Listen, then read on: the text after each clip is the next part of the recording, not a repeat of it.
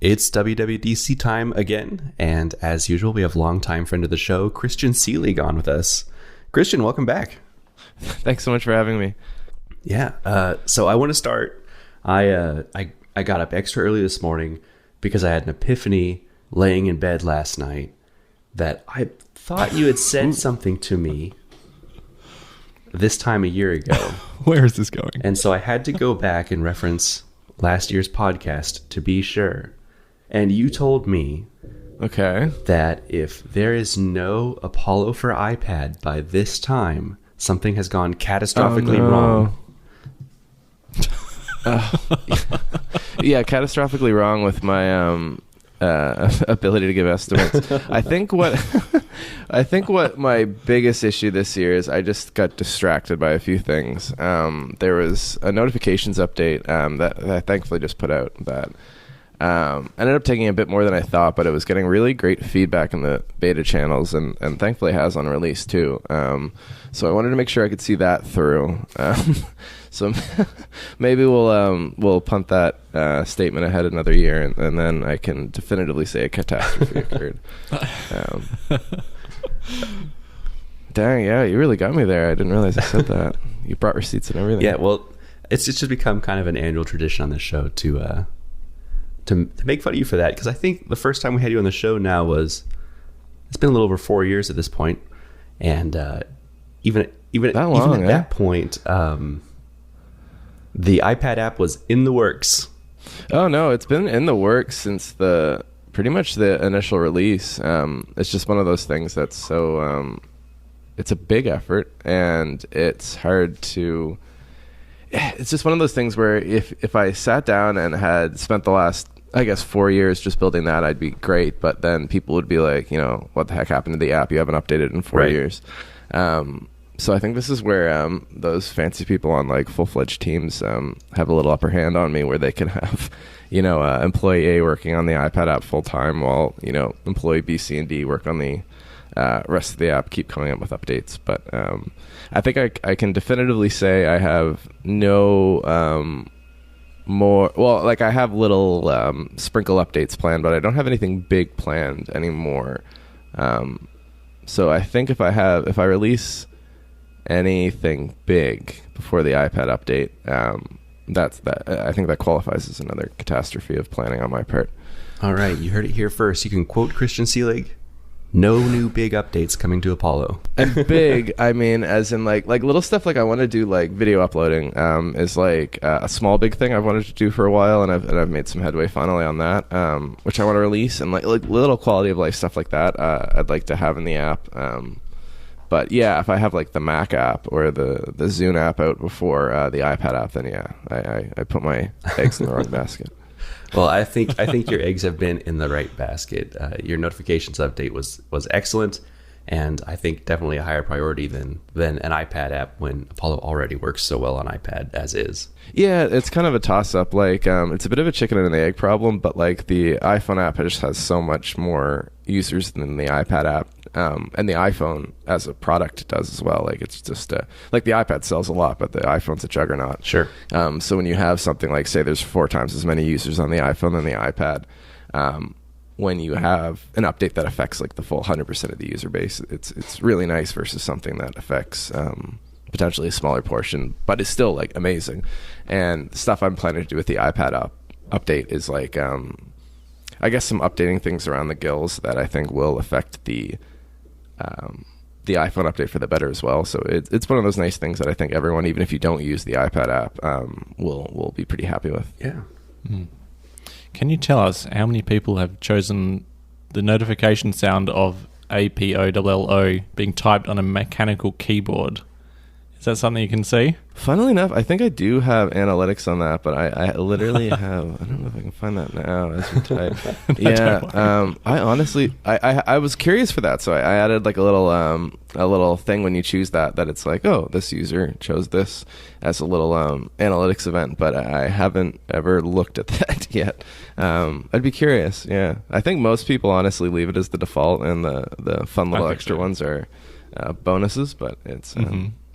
Yeah, no, I love doing those ones. That one took surprisingly long to get right, just because if you type it super slow, you can hear all the clicks nicely, but the notification sounds like 5 seconds long, which nobody wants for each one. So Right. you kind of gotta hit a cadence. So what is your notification sound, Christian? I use. Oh, that's a great question. Like, I'm on mute most of the time, so I don't hear the notification sound often. But let me check what mine is. I kind of do like the default one, which I suppose is why I chose it as the default. But there's, what do I have? I have clickety clickers. Hey, that's mine too. Okay, that's mine. Which it's just yeah. That's a nice. It's a little satisfying. Uh-huh. Click. All right. What about you, James? I don't have notifications on for nearly anything. Saving Christian some money. That's fair. Yeah, I appreciate it. Yeah, my pleasure. It all adds up. All right. Well, this year you got the privilege of getting to go back to Apple's campus for WWDC for the first time in years. It looked like you initially didn't get an invitation. Did someone realize they really messed up and reached out to you later and said, sorry, you should have gotten an invite? I don't know if that was the case for a few people. It seemed like a lot of the people I met there got like a second wave invite. So I don't know if that was like the cooler group of people got the second wave, and it was just I don't know. It seemed weird. Like it wouldn't surprise me also if like where there was kind of no commitment to register the first time, it was like you didn't have to say like, here's my plane ticket, I promise I'm coming, or find me. It wouldn't surprise me if like a ton of people just applied to see if they could get in just for, giggles. And then once they saw they got in and now they had to book a plane ticket and yada, yada, yada, they were like, actually, never mind. And that freed up a lot of tickets for other people. Right. But at the same time, there was like a lot of people there. Like, based on like how few invites went out the first time, I was like, oh, they probably invited like 100 developers. But it seemed like just off the numbers I saw there, like it would have been closer to like 1,000 even, which was pretty cool to see. Yeah. Yeah, it's a little smaller than WWDC's in the past, but the fact they're able to do it all there at Apple Park, it sounds like it was a much improved experience with things like much nicer food. Did you partake in any of the Apple Park food? Yeah. Oh my gosh, the food was incredible. They that was awesome. They had like an apple cobbler pie thing that they made that was like made with apples that they like grew 100 feet away from where you picked up the pie. So and like people were like, I don't know if you were supposed to do this, but the trees had like cherries on them all over the park, and people were just like eating cherries off the trees like giraffes. It was it sounds like some sort of utopia. I've honestly like never seen a place like that. It was so utopian almost, like because it's funny because I think before they did their thing there, it was just like, I think it was the old HP campus, so it was just a parking lot for the most part, and paved. So they like all these beautiful hills and trees are all like man-made, that they created. But like, you walk through parts of it and it's just like these massive, like almost like grassy wheat fields that looks like you can picture like a small Swedish child skipping through, and it looks like the Garden of Eden in parts. Like it's bizarre. Like if you like I saw pictures of it and it looks really pretty, but like in person it's insane. That was partially how Steve Jobs pitched it in his last public appearance before his death, trying to get approval by the city to build Apple Park.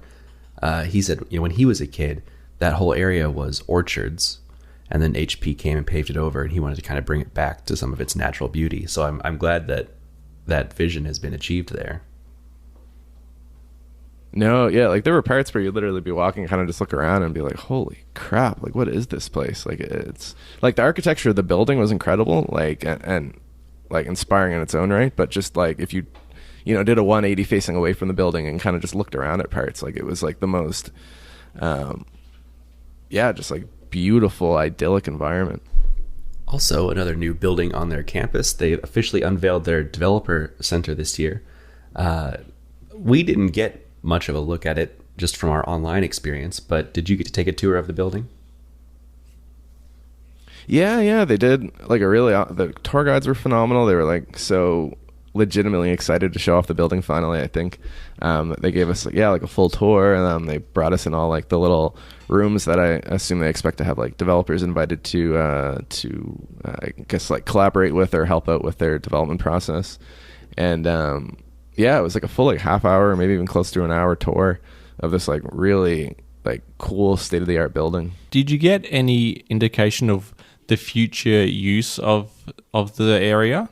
Like, you can make a booking and come down here and talk to someone anytime you like, or anything along those lines? I don't know if it was quite that open-ended. It seemed like it was more like you could probably like reach out to Apple and like request it perhaps, and if they had like an opening, because it's not like the size of like it's limited in size. Like, you know, you couldn't just have every developer go in there at once, or they'd have, you know, WWDC there. But it was it seemed like they could have like a bunch of developers down at once if you gave them notice ahead of time that you might be interested, and they could like help you out with like new APIs or something that you were excited about. And because they had quite a few like conference style rooms where they had like lots of Macs and like whiteboards and whatnot, so you could kind of go in and probably like meet with an Apple engineer and be like, I'm working on this feature, you're potentially from that team, and you could kind of like maybe bounce back and forth on what you're thinking in terms of building out. And all the rooms were like super sound treated, so like it was really neat. Like as soon as you close this door, like literally like nobody else can hear it. So it was all super well thought out. And they, even at the end, which is where they had Gruber's talk show live, they had like this beautiful auditorium with like this screen that was like one of the, like my only issue with the tour was that they didn't go into this screen they had in this theater more like from a technology standpoint, because it was like the size of like an IMAX screen, but it was like 8K, and it had like all the panels were, it almost looked like they were like individual seamless panels, like one of like Samsung's The Wall or something like that. And it got just like crazy bright, and it almost had like OLED level individual pixel dimming. Like it's just like the most insane, like you picture like the nicest OLED TV you've ever seen, for instance, but like 4 times as bright and like the size of like the side of a barn. And I was like, oh my gosh, like I didn't know this technology existed. Like if you were to ever watch like a movie at a theater like this, it would be the coolest movie you've ever seen. Is this the one that John Gruber presented on, or the one that you watched the keynote on? No, this is the one Gruber did the talk show live at. So it would have been cool. the screen right in behind them. I can't imagine they were using it for anything like too like I can't imagine they were pushing the screen really far for that, but it was And honestly, it wouldn't surprise me if the screen that they had for the keynote was a similar technology, because it was like also absolutely gargantuan. If anyone's seen any pictures, and of course at the time, like the sun was like pretty much like at peak point in the sky. It was like 35 Celsius, which I guess is like, I don't know, like 90 freedom units outside, so it was super super bright, and the screen was like clear as, like, you know, like you'll be in your living room and there'll be like a bright light behind your TV and it kind of like dims the image a bit, but this was like the size like of a barn, and you could see every, like it was like you were, you know, in a blacked out movie theater. It was so bright. That, so like I don't know, they've got some crazy panel tech at Apple. Did you get any sunburn, Christian? I did, yeah. No. Yeah, I haven't been outside as much lately as I have in the past, so the sun's kind of like a new concept to me. And it was they, like, credit to Apple, like they gave like really nice sunscreen to everybody, like in these like goodie bags, so like everybody had sunscreen, and I put it on. It's just like one of those things where you kind of have to make sure you reapply it throughout the day, otherwise it's gonna, like in California heat, it's gonna kind of like evaporate off you eventually, and then you're just you know, then you're in trouble, because it was very warm. And I think I was good for the first bit, like throughout the keynote, but as the day went on, it kind of started to cook me a bit. And you spent the whole week out there in California, despite the WWDC in-person section only being the keynote. So what did the rest of the week look like for you? Just watching labs from a hotel room, or what did you end up doing for the week? No, funnily enough, I didn't go to any labs, and I've yet to see a single session, so I'm not the best developer. But there was just a lot, like there was a ton of indie developers there. Like honestly, it wouldn't surprise me if most of like the 1,000 people I said there stayed for most of the week. And then there was probably an equal number of people who went who didn't have a ticket, who just like a bunch of them, it was really cool, rented out like a movie theater, who didn't get a ticket and then just watched the keynote live in the movie theater. Oh, cool. And then like all of us met up throughout the week and kind of just like had coffee together, or went to like these really nice, like California has like really big, nice outdoor patios. So we just all go hang out at those for a week and kind of catch up with like all these people you've met on Twitter or talked to over the years, but you've never met in person. You were finally able to like kind of pick their mind and talk to them in real life and really meet them, which was like super cool. Like pretty much like, sun up to sundown was just like talking to developers all week. Wow, that sounds awesome. Yeah, it was great. It was like, for someone who's been inside for like 2 years, it was like by the end of the week I was like, holy crap, I'm exhausted. But it was like a very good exhaustion. So what's your favorite non-WWDC memory from the week then? Oh shit, that's a good question. Honestly, like it's a cheap answer, but just like the entire concept of just meeting so many people and just talking to like all these people who also like do what you do and are passionate about what you do, because I'm in like a little corner of Eastern Canada where there's not necessarily like an enormous iOS community, and things like Twitter and Reddit are great for talking to other iOS developers about tech and what you're excited about. But the going in person to like just sit with coffee and talk about all like the new APIs and what people have planned and how they handle like Situation X in iOS development and things they excel at, is just, it's like the most motivating thing, just to like be around all these like incredibly intelligent, accomplished people and just talk shop with them for a week. So it'd be hard to choose just one. It was just like every single person you talked to like energized you in a slightly different way. All right. Well, a lot was announced this week, so let's actually start getting into some of this stuff. Starting with iOS 16, right off the bat, immediately unveiled customizable lock screens coming to the iPhone with photo wallpapers, with depth effects and custom fonts and widgets, live weather, and a whole new redesigned notification experience. I think this was something that's been rumored for a couple years at this point, that the lock screen had a significant amount of work going into it. So it's awesome to finally see some of the fruits of that labor. Oh, for sure. That was probably like, I think collectively everyone's most exciting, or at least up there, because it's a screen you stare at like 1,000 times a day. So it's hard not to be impacted by it in some capacity. I don't think there's anybody who doesn't, experience the lock screen. So yeah, I think that was so cool to see how far they went with it. Like there's so much cool stuff there, where before it was kind of like the time and notifications they added so many cool new facets to it. Do you have the beta installed anything yet? Yeah, I have it on an iPad and an iPhone. Okay. So I've played around with both, and it's pretty slick. I'm a fool, and every year day one I put these betas on my primary devices. Oh my! and so far I've actually had, besides the battery drain that you expect with betas that are doing a bunch of logging and all of that, it's been great. But my favorite lock screen right now is I don't know what the actual effect is called.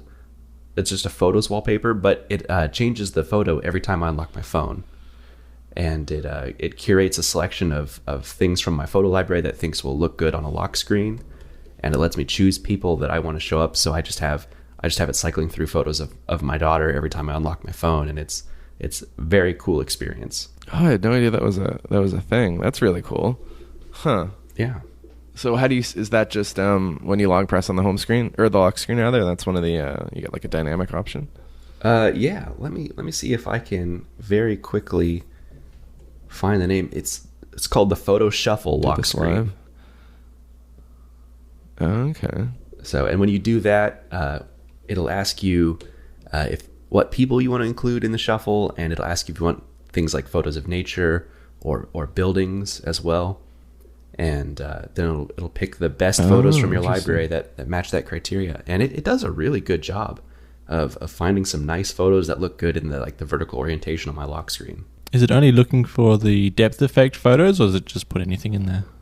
The depth effect, as far as I can tell, doesn't work with this lock screen, because a lot of these photos okay. that it suggests for the depth effect also show up in the shuffle, but they're not on top of the time or anything. I also have a bunch of widgets, so it might be trying to not cover those as well. It also seems that setting your lock screen photo is also your wallpaper photo, at least by default.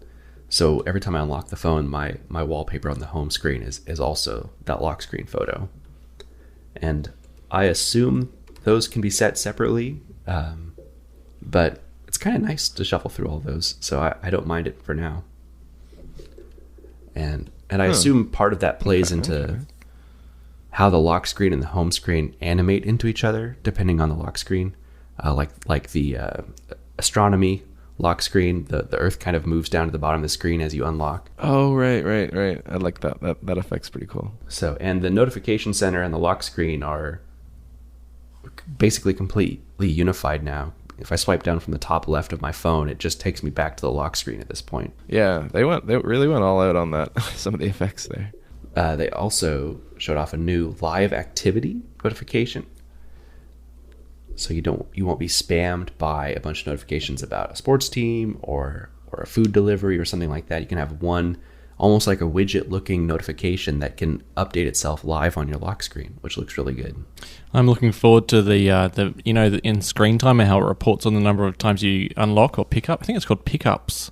How many times you pick up your phone during the day. Looking forward to that number going down. So every time, the Eagles score a goal, I'm not flicking up the phone and checking the stats and blah, blah, blah. It'll just be down the bottom on the lock screen as well. Or for an Uber or It'll whatever. be like a little counter? It will be, it'll be the score, like goals and behinds for team A and B, or it could be like right. Your taxi is 2 steps of 5 on the way to pick you up, and then at step 3 they're definitely going to cancel because Uber's I meant shit. how do you see the pickup count? Is that in settings somewhere? Oh, the pickup count. That's part of screen time. If you gotcha. dive into screen time, it'll shock you, okay. Probably, because at least I get shocked Yeah, I can only still. imagine. Like 4 years in. What? I've picked it up 100 times in the last 15 minutes? That can't be right. What? Is that really what the numbers look like? Oh, well. Maybe. Probably varies person to person. Yeah, but it's still probably higher than you would think. Yeah, I mean, if there's a game on, and you want to check some stats. Sure. Yeah. Come on, don't pick up shame me, guys. I definitely won't, because I think my screen on time is way longer than yours. I'm sure we've compared that number in the past. So my daily average is all right, 4 hours. Ooh, are we comparing now? Christian, do you have yours on hand? Oh, but no, you develop on yours, I don't know so if you can't count. Yeah, really. I was gonna say it's probably a little skewed. Yeah, but no, I'm sure I wouldn't want to know the actual stats. Yeah, don't look. Well, speaking of developing, this point in the keynote is the first of many times that Apollo showed up on the big stage. So we're in the presence of a celebrity. Yeah, that was pretty crazy. Yeah, it was really neat. I think like the first time it showed, or at least last year, I remember there was a few times it showed up too, which was like super cool. And I remember like this time was the first time I've been there in person, and it's happened though, so it was really cool. Like sitting with some other developers and them being like, "Oh my god, hey, good for you." So yeah, it was really special. You've clearly got some big fans in there, at least making those keynote slides for the presentation, because Apollo had quite a bit of screen time this year. Yeah, no. Yeah, I felt very fortunate. There must have been someone in there who likes me at least, which I'm very, very thankful to that person, because it's the best feeling in the world. I reckon there might be more than one in there. I mean, I don't know who. If there's multiple, they're the best people out there. They also announced that these lock screens can be switched with focus modes, and these new focus modes can also control more things across apps, like showing and hiding Safari tabs, messages, email, calendar, etc. So you can really refine your phone usage experience between like a work and personal usage. Oh, that's pretty handy. Now that we're a year into focus modes being unveiled, do you use them at all, Christian? Personally, no. It's just one of those features that like I can totally see the use for. And I've seen some people like do some really cool stuff with it. It's just for me. Yeah, no. I guess I've never felt the need. Yeah. I'm pretty much in a similar boat. I don't mind my personal stuff annoying me throughout the day, and I don't mind getting work updates in the evening. But I'm sure there's some people that would benefit from that quite a bit. Oh, work updates in the evening. That's crazy talk. 5 o'clock, and I don't want to see another piece of work. And yeah, and I think that's it. If I had more of like a jobby job, I wouldn't want the the CEO or whatever emailing me at 7 p.m. But it's that's the unfortunate thing about being an indie dev. I guess everything kind of bleeds together. And focus modes has always seemed to do the opposite of what I've wanted. Like I've gone in there to set it to do X, and it's done the complete opposite of that. But now that's come in the form of like allow and block lists. I can't remember which it had before, but now it's got both. So looking forward to. I didn't say if I was actually running iOS 16. I'm not, because I'm not a crazy person, David. And also, if I frequent the iOS beta subreddit, and it's like just a sob story after sob story about people running the beta on their primary device. So that's what I use to keep myself in check. But yeah, keen to try out focus modes. Beta 2, and as a that's dev, where I'm at. It's so great when they email you with it's like beta 1, and they're like, hey, Apollo's broken. Like, what the hell? Like, well, it's not even a public beta for one. But yeah, no, that's probably the least fun part of every summer is all the beta bugs you get that are fixed in the next update by Apple, but demanded the developer fix. Hey, at least they can't leave feedback anymore. A rating in the App Store. I mean, yeah. Right. But they still find their very angry way into your email inbox. Oh, sorry to hear that. No, it's honestly like 99% of people are fine, but it's like 1% of a vocal minority is they managed to rattle some doors. Well, I'm giving this beta a trial by fire. Come next week. I'm going on vacation, and I'm going to bring my phone. It's going to be my GPS for this road trip. It's going to be my hotel key getting in and out. So if it dies, I'm out of luck. So it better hold up for me. Yeah, and that's the main reason I didn't put it on my main phone. Is like coming back, I didn't want it to brick my phone, and then my boarding pass and vaccine passport and everything was all inaccessible, and then I'd be stuck at the airport or something for God knows how long. Vacation time, I try to even stay off the very latest update. I want to be running the rock solid 0.2 or 0.4 or whatever it is. Yeah. All right. They also announced some big updates to messages, being able to edit and unsend sent messages. Yeah, that seemed really cool. I love that just how technology works. It doesn't quite work on if you send it to an iOS 15 device, it doesn't really do anything. Right. So it almost makes you wonder how many people, well, I guess it's pretty, not everyone has 17 iPhones laying around, but keep an old one on and an old beta just so you can kind of always keep an eye on what someone said. See how they really feel. That's the plan, hey? Yeah. I mean, I've got to keep something on iOS 15 just for testing purposes, right? Yeah, right. Here's what I'm thinking. So I've got the Apple Watch Series 3. That's not going to get the next update. So update my phone, but I can always check for those edited and unsent messages on the watch. Oh, interesting. I've never had a watch and phone out of sync that I guess they've probably planned for that. You just need to get a new watch, James. This watch just won't die. So I'm keeping it around. This watch won't die, you say, as you've smashed it multiple times and had it replaced.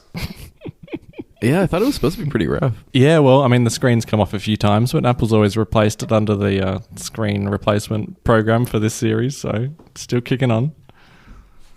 I mean, who needs a screen? That's right. They also announced a new API to open up the Shared With You functionality to third-party developers. And this is the first of many that's man, Apollo needs this now. So maybe this is where I'm a bad developer again, but describe that one to me again. I think I read something about this, but I haven't had a chance to really dive deep into it. So last year they added the Shared With You functionality. So if someone sends you a podcast or a photo or something, you can see that from the Podcasts app. There's a section in the app shared with you, and it pulls it from all your messages. Right. So now they have an API. So that's some third-party apps now too. Yeah. So we could have shared Reddit links in Apollo. Okay, I'm gonna have to write that one down. We'll have a whole list for you by the end. I was gonna say, yeah, I've got an iOS 16 like notes app list, but yeah, it just keeps getting longer. Like there's more goodies I keep discovering. And I have bullet points in my show note list here. So at this point in the keynote is the next time Apollo appeared on screen. So need to call that out again. How many times was it in total? I don't know if I've had a chance to count. I counted 3 times, but I may have missed one in those grids or something else at some point. Are you counting State of the Union there as well? No, this is just the keynote, not State of the Union. Okay. No, 3's a solid number. Yeah. I'm honestly thinking I might like the slide with it's like Craig on the left, I want to say, and then like the app grid in the background. I think I might print that out and get that like framed or something, because that's just it's a very pretty slide. Yeah. And just a really cool thing to look at. And I think I got lucky naming my app what I did, because I was like looking through the apps and I'm almost positive it's alphabetically sorted. Oh, okay. So it's like getting that A-based name. I think I got really lucky with it being right there at the top. I'm surprised they would do something like that. It seems like every one of those slides they have like a UI or designer go through and like, we need to lay these out so the apps look perfect next to each other, and we got to pick the most visually appealing ones. Maybe they start with alphabetical and it just looked so good that they were like, yeah, no shit. There you go. And I might be completely wrong. I was just looking and I was like, I saw some A's, and then in the middle I saw some like M's, and there was a few Z's at the end. So I'm thinking, but I might be completely wrong. Sure. And I think the context of Apollo being shown on stage again at that point was in the context of the new share play functionality, specifically being able to launch apps that support share play directly from your FaceTime call, and also being able to initiate a share play from iMessage now, and not just within the context of a FaceTime call. Yeah, FaceTime has been such a cool API. Like they, it was like a lot of fun to integrate, and it's one of the first ones they did with all the, without getting too geeky, like the Swift async await features that they announced last year. Mm-hmm. So it was like a really good first exposure to that, and it's just it makes such a great demo. Like it's such a cool API. I'm excited they're still doing cool things with it. Yeah, and I'm happy to see that we can share play without the context of a FaceTime call now, because I really like the idea of being able to do things like watch a movie in sync with someone else, but I don't need their face in the corner of my phone the whole time I'm watching the movie. So this is a right. So you don't need the video aspect, but I assume you still need the audio. I'm not sure the audio either, because they said you can initiate SharePlay from iMessage now. So I think you can just have the shared experience with no call aspect to it at all. It's basically syncing what you're both seeing on a screen and then texting each other. Right. Oh, I guess. Yeah, that's fair. Like you could be, it could be a quiet situation, like you're playing tic-tac-toe or something, even with each other. And want to keep that in sync and just text each other updates rather than if you're communicating in a library or something. Yeah. They also enhanced the dictation functionality, so now you can fluidly move between voice and touch input, and it has automatic punctuation insertion and support for dictating emoji. Oh yeah, I think Quinn Nelson did a demo of that on Twitter, and it looked so cool, like that. Like it was one of those things that you're like, how was this not a thing before? It just looks so natural and so well done that I'm really excited for that. Just interrupting it to like start typing something yourself and then just keep going unprompted was like, I can't imagine how hard that was to get working so smoothly. Right. Yeah, I had the exact same reaction to you. I thought like, this is going to make the previous system look barbaric. Like, how did we live with that? Because I'm a little worried though, because it's like, it's always listening to you. Like, what if someone next to you starts talking? It's going to chuck that in there. I guess you can always just delete it. But with young kids running around my house, like, who knows what I'm going to be sending people by accident? Well, yeah, that's a good point. But I guess it's Siri has the like it can ID your voice for the hey whatever summoning functionality. So I imagine that there's some of that tech employed to isolate, one of your kids screaming something in the background about macaroni and cheese or something. I also wonder how tricky the emoji dictation is going to be because some of these emojis with like all of their modifiers on them, it might be difficult to guess what Apple's name for the emoji internally is. I think specifically one of the changes they made in iOS 16 is like they renamed the wizard emoji. They call it a mage now, but I wouldn't know to say mage to get that emoji specifically. Yeah, it wouldn't surprise me if they just they changed the main title, but they have a bunch of tagged potential matches as well. Right. Especially if you were if they changed it to mage, but you still said wizard emoji. I would assume it would still integrate. Because I assume the reason they did that was for more gender neutral, because you've got the wizard, the witch, and then I assume that there's always the gender neutral emoji, so I assume that would potentially be the mage or something. But I imagine they give you an escape hatch through saying things more specifically. I thought they were just trying to avoid KKK references. Isn't there a grand wizard or something? Oh yeah, well that would do it too. Yeah. I was way off in the in the fields over that one. No. I mean, these are probably the things you got to think about when you're naming emoji. But yeah, no, that's probably dang white supremacists ruin everything, don't they? There's also building out the family emoji where you can have 2 adults and 2 kids, but I don't know how you would do that specifically yet. You say something like family emoji with 1 man, 1 woman, and 2 male kids. I don't know how you do that yet. Yeah, you're getting into programming language syntax almost. Right. Yeah, right.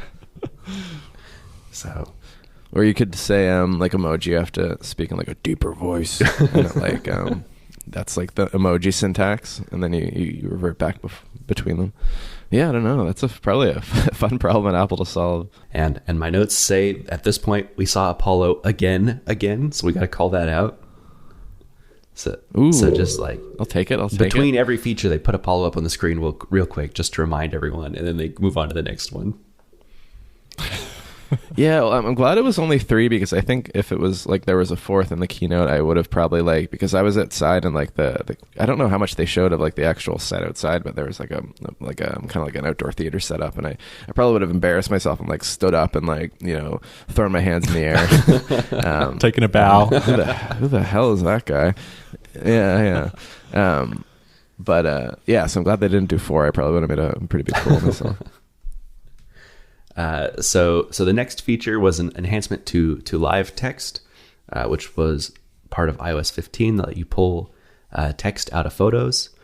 This year, they've added that support also to videos, so you can pause a video and then copy text directly from the video.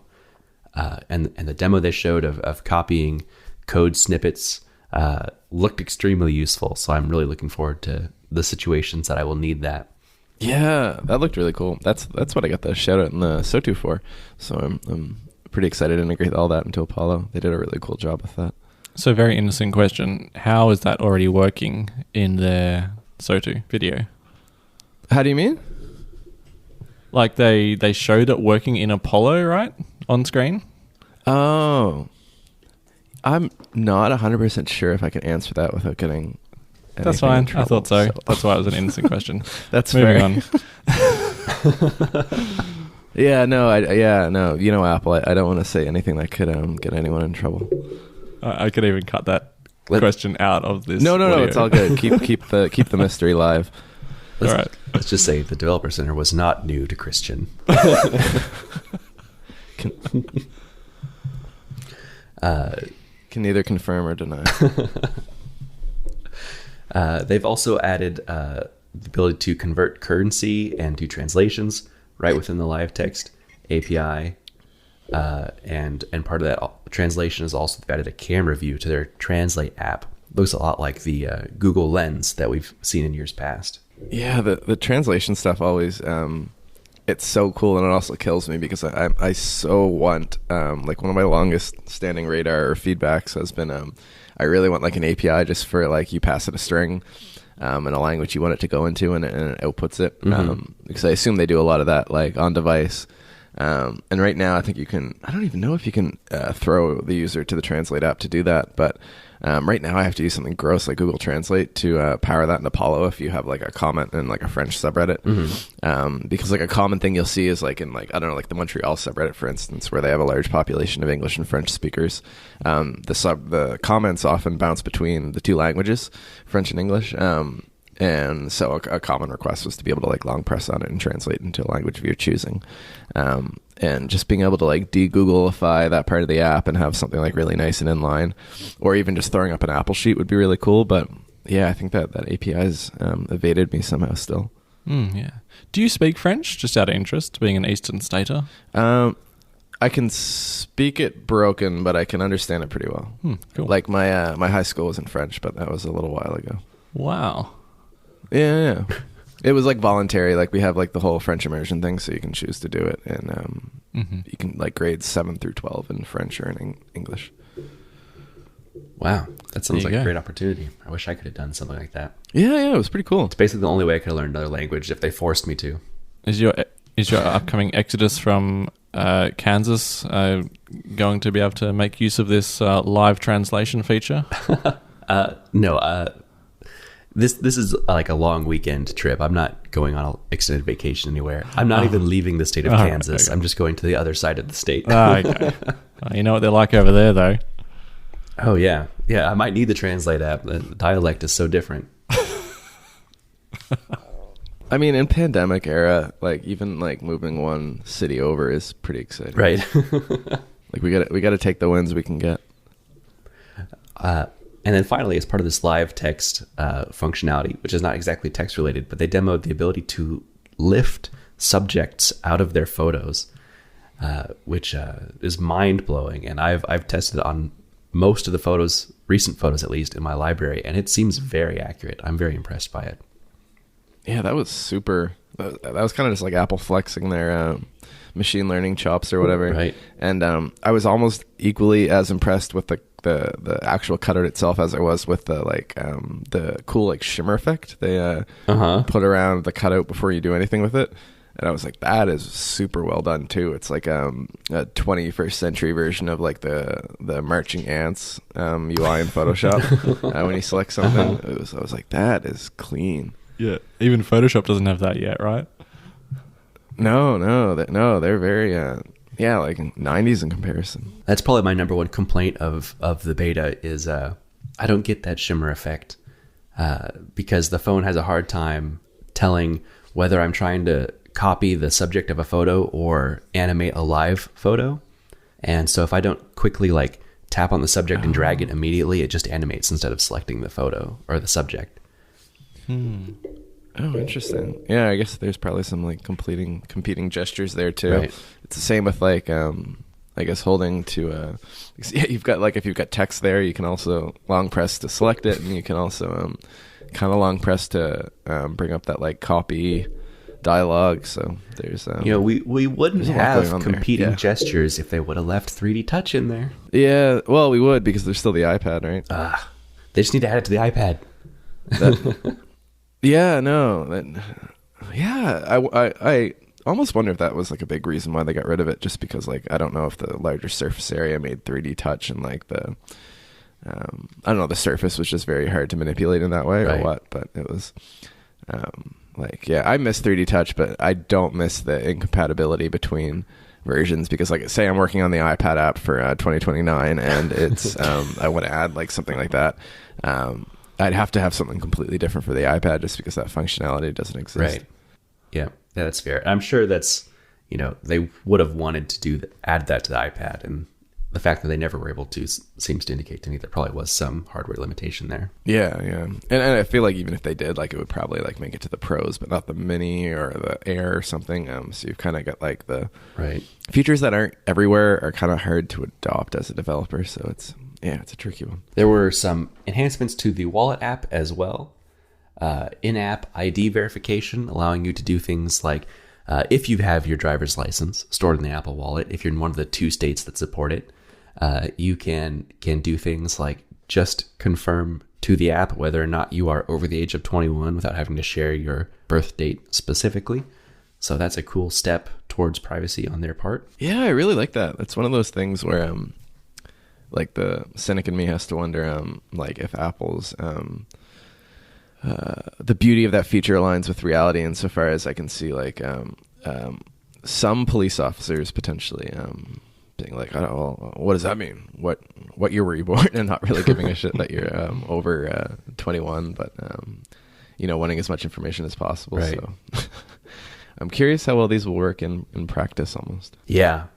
I think maybe the in-app usage is going to be the more common use case, because the real world application of this so far is just there's like a couple TSA checkpoints that take these digital IDs. But yeah, in a situation like you're describing where if you get pulled over, it's not like the police have like the tap to scan ID or anything yet. So I don't know what that would look like. Like, look, my iPhone says I'm over 21. That's all you need to know. Yeah. But yeah, so I don't know, but it looks super cool. And like it's one of those things where can't, like, I guess in the US too, there's only like 2 states that support the ID system right now. It's like Maryland and Virginia or something like that. So I'll be excited in 2029 when it comes to Canada. And Australia. Yeah, exactly. You folks don't have like Apple Pay Cash or anything, do you? Still? No, you have Apple Pay though? Apple Pay, like just to, pay at the FPOS terminal. Yeah, we've got that. Right. Yeah, it's the same in Canada, and it was very rough this last week because like we'd go out to dinner with a few folks, and someone would pay, and everyone would be like Apple Pay cashing or Venmoing each other the money, and I'd be like, "Well, I don't have any of that. Can I write you a check or something?" Yeah, we haven't quite got there in country parity. You don't even have Venmo. Well, it's one of those things that's weird where Canada has like, we're pretty good in that like our banks seemingly collaborate a lot better than yours in that like we can send money to virtually like, I can send money to like any of my friends for free pretty quickly just through like any banking app. So we don't really have the need for like a third party to come in and make that better for us. But because of that, it also sucks with working with other countries because you don't have that like kind of central system. So yeah, it'd be kind of nice to have both. But yeah, I assume like there's a reason PayPal's really been the only one to offer that cross-country feature just because I'm assuming there's a lot of like bureaucratic stuff to deal with. But yeah, it's cross-country money is still not the most fun thing to handle. They've also added the ability to share keys that you keep in your wallet, like a home key or a hotel key. And they said specifically in the keynote they are working to make this a industry standard so that this key sharing will work across platform as well, which is very exciting. This isn't really new to iOS 16, but they also gave mention to the new tap to pay on iPhone feature so that you can just use an iPhone as a payment terminal, which is always gonna be nice not to have to plug a little extra hardware into your phone for tap to pay. Yeah, I think all the Apple stores, at least in Cupertino, were using that. It was pretty cool to see. It just looked like a normal iPhone that you were bonking with your phone rather than like a big terminal thing. So pretty fancy. Hopefully, like those last few cash only holdouts, like barbers and whatnot, will get with the program finally. But I'm somehow not super optimistic. They're cash only for other reasons though. That's the problem. Yeah, that's the thing. Yeah, it's yeah, I know.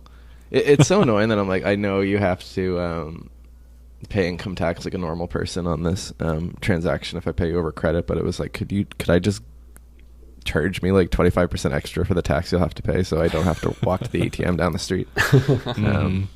Yeah. They also announced as part of Wallet Apple Pay Later, which is another feature I'm sure you guys will just never get. Actually, you might be able to get this. It's part of Apple Pay, so possibly. But this is the ability to split the cost of a purchase in 4 payments over 6 weeks with no interest. 6 weeks, huh? That's not a super long time. It's like... Is that just like, I assume that'll give you 3 extra paychecks to be able to cover it with? Yeah, I assume that's the idea. Oh man, I get paid monthly, so that's of no help to me. Yeah, same. Yeah, I don't know. It was like most of the time I see that it's like, spread them out over 6 months or a year, which, is people have varying opinions on whether or not you should do that. But at least that sounds a little more straightforward in that you can, it might lower your monthly expenditure if you have like rent coming up or something. But 6 weeks is a little, I guess everything helps. Sure. One reason I think this might come to Canada and Australia is that it's not a bank-backed, that's a bit of a tongue twister, a bank-backed scheme or program. It seems that Apple has its own Apple Finance LLC company running the program. Oh, interesting. Yeah, so they're probably footing the bill to the payee, and then you're just paying Apple every few weeks or whatever. Yeah, don't quiz me too hard on that. But Goldman Sachs isn't quite as involved. Right. And I assume they probably... Yeah, I'm trying to think. Like, I assume they'd look at how your recent payments with Apple Pay to determine if that's a good idea for you, because I can't imagine Apple wants to foot the bill for, like, potentially people who are more irregular with their payments, let's say. Mm-hmm. Yeah, I wonder if this is the first step in a long-term plan for Apple. Now that they have their own in-house financing, maybe they're going to want to move completely away from Goldman Sachs at some point. And maybe at that point, they can have like Apple Pay Cash or in more places. Yeah, that would be really cool, because I assume partnering with the corresponding banks is the tricky part. But yeah, I don't know. Like, I would love just for them to even offer the I don't know what that technical term is, but the Apple Pay credit card option in Canada. Not because I like my credit card a lot. I'm very happy with it, but just someone handed me theirs this week, and I was like, oh my gosh, like a metal credit card is just the coolest thing in the world. Like, I would just love to use that as like a fidget toy. Yeah. Do you have one? I have one. Yeah. I got one as soon as they came available. I applied for it on this show live. Oh, nice. Yeah. And has it held up well? I heard it like kind of like patinas a bit in a nice way. So I have basically a metal wallet, and so it got a little scratched up over the last 3 years or so going in and out of that. But I actually lost it a couple months ago and had to just hit one button in the app to request a new one, and I had it in like a couple days. So I have a very fresh Apple card at the moment. Oh wow, okay, that's pretty good customer service. Yeah, they've been great. The interest rate is not great, but as long as you don't carry a balance, it doesn't really make a difference what the interest rate is. Final feature for the wallet was order tracking within the app, which I am very excited to see how that comes out. I am a big fan of the app deliveries. I've used it for years to put all my tracking numbers in. Yeah, same. And unfortunately, it's been hindered in the last few months with companies like FedEx no longer allowing them to pull tracking data. And so now the best deliveries can do is give me a link to the FedEx website to view the status of my packages, which is much less useful. Oh. So I'm hoping Apple has a little more pull. Yeah, and I don't know if it's a Canada thing, but I haven't had nearly as much difficulty in Canada with the stuff. Like, it all seems to be working, and I don't know if they're just less grumpy here in terms of that. But that's like one of my longest used apps. Yeah, it was one of my favorites, and I still use it. It's still one of my favorites. It's just not quite as useful. Yeah, and the guy behind it is like the nicest guy ever. So it's always nice. Yeah, he just needs to resort to scraping websites at this point, I think, if he's going to try to get things to work, which is not what you want to have to do. Well, which is weird, because I thought that's what you did already. Like, I imagine like some of the carriers worldwide don't have an API. But yeah, I don't know. It's very strange. Well, I think that's like specifically against like a TOS or something of FedEx to be crawling it with bots or whatever. So, all right. Next app to get updates was Maps. They had a whole list of countries rolling out this year that's going to get the updated maps, but none of it applies to us because US, Canada, and Australia all already have the updated maps. Top tier countries. I like it. Yeah, no. Apple, it always blows me away how beautiful Apple Maps is. Like it's pure Apple, but it's so well done. Yeah, I'm well past the days of having to have emergency backup Google Maps on my phone, which was kind of a new point I've reached. I think in the last couple of years, Apple Maps finally seems to get to a point where I can just trust it with no asterisks. Yeah, no, same as me. Like I feel like it was, from memory at least, it was really only that first year where it was pretty rough, where it almost makes you wonder if they would have just delayed it by a year even to really polish it a bit more, and they would have maybe sidestepped that initial flurry of negative feedback they got. But then again, perhaps that everyone using it for a year was what made it better. So it's right. I'm not a maps engineer. They released it just to have an excuse to fire Scott Forstall. Yeah. No, that guy always seems so interesting. I hope he gets up to more tech things. I think he basically retired because James and I looked into him a while Yeah, back, I know. and he hasn't done anything. He's doing like plays. Yeah. Yeah, I think he's doing like what do you call it, Broadway stuff. Yeah. Now, which is, I mean, fair enough. Worked hard enough that I'm sure he deserves it. Yeah, I'm sure he's not hurting for money. No. They added multi-stop routing to Maps this year with up to 15 stops in a trip. The ability to plan these trips on a Mac, send them to an iPhone, and then also the ability to ask Siri mid-trip to add stops. Oh, that's pretty handy. Yeah, that's another one that I didn't realize was available at the time. Yeah. I mean, I can think of maybe like one use case where it's like I'm on a road trip and I need to find a gas station. I can add that, but Exactly. But I don't know 15 That's the only stops that one. I would want unless I'm like a paper boy. Hey, it's a big market. Even then, it's like Unit 1, Unit 2, Unit 3. But that's your paper Yeah, round. and I feel like after your first few runs, you're probably pretty comfortable with your paper run. They had some enhancements for transit. You can see the fares from within Apple Maps. You can add transit cards from within Apple Maps, and you can also get alerts if the balance on your transit card is low. Oh, that's pretty handy. See, at least in my part of Canada, specifically Halifax, you still have to pay with you need to carry a satchel of coins around and still pay the driver like it's 1951. Really? Physical money. It's physical money. It's no, our city's not necessarily the most futuristic, and hilariously enough, it's literally coins. You show up with a $5 bill and they don't know what to do with it. They won't give you change or anything. They're just like, well, your trip down the street costs $5 now. So yeah, that's another one. I'm sure we'll get that by the heat death of the universe.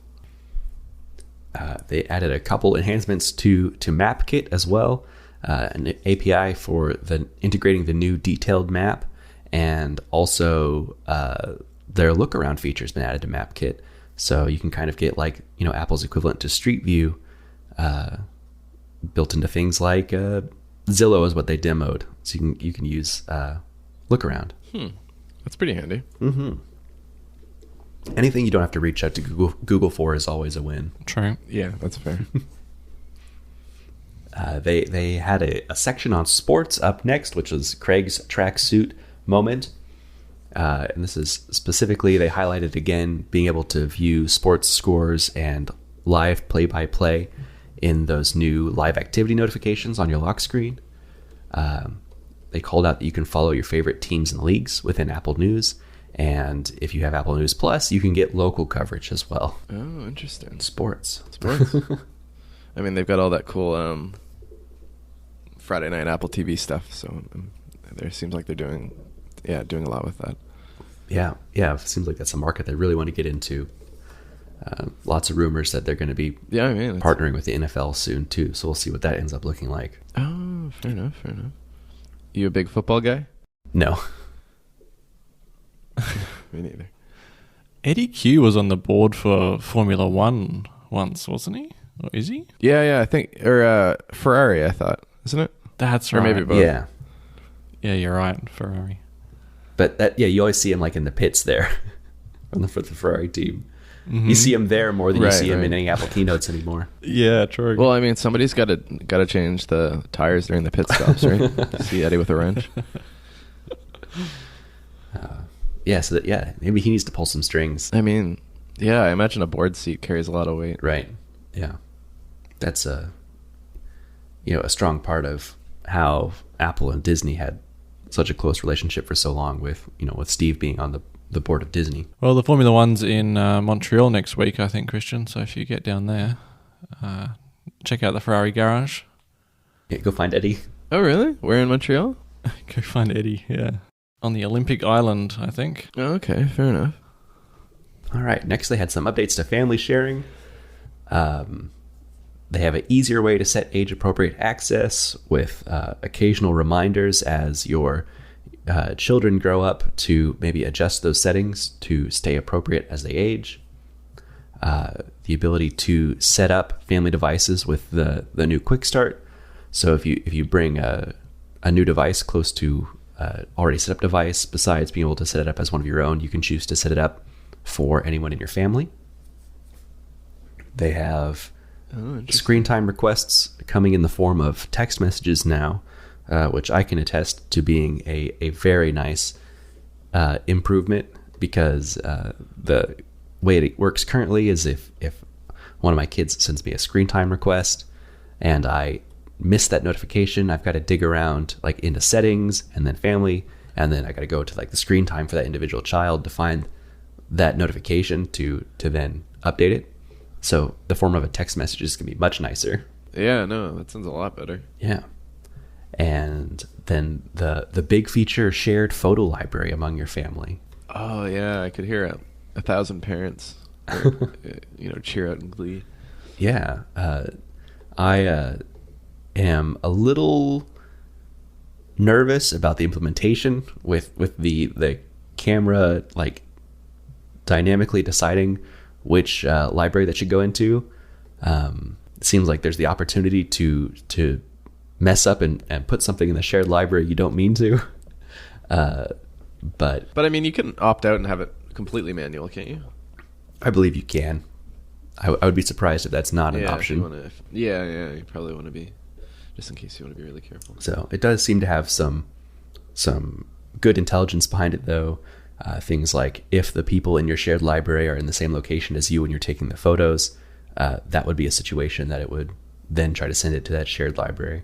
And then kind of as an extension of sharing, they talked about the new safety check feature, which is specifically for reviewing and resetting and revoking access that you've granted to others, and allows you to do things like quickly stop sharing your location, reset privacy permissions across all apps, sign out of iCloud on all devices except the one in your hand, and then also just kind of get an overview of what permissions people have to your account.